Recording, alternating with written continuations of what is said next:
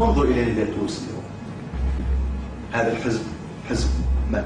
حقه يتسمى على حزب نداء تونس وحزب الطيف.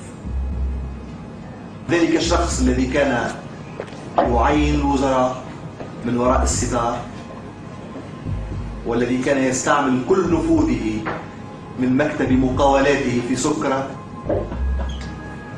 وابحثوا عن علاقات ذلك الرجل بتعيين البدري قايد السبسي رئيسا للحكومة، ووضع كل الخطط في الفترة السابقة.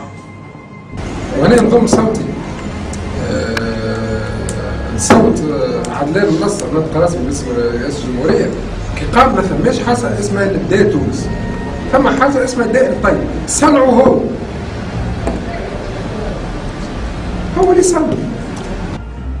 وابحثوا عن علاقات ذلك الرجل بتعيين البدري قايد السبسي رئيسا للحكومة، ووضع كل الخطط في الفترة السابقة وعلاقاته بكثير من الإعلاميين، وستجدون هذا الحزب حزب من؟ حقه يتسمى على حزب نداء تونس وحزب الطيف. يعني كمالتاي كيفاش يعمل السياسة؟ ككل مواطن تونسي من حقه انه يعمل السياسة.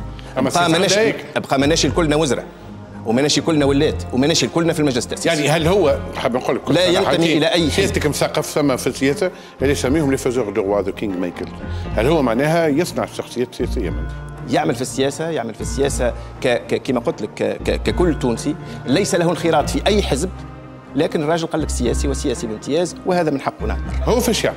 هو يعمل في السياسة في داخل الجبهة الديمقراطية اللي قاعدة تتكون في البلاد، وربما قد يكون طرف في تكوين الجبهة هذه. وربما هي جبهة ديمقراطية بالذات؟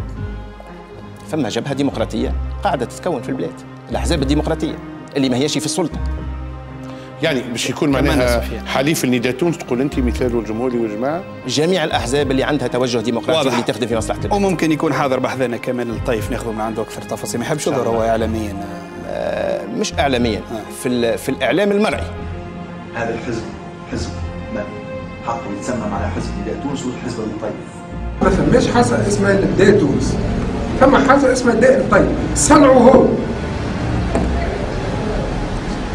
هو اللي صنع.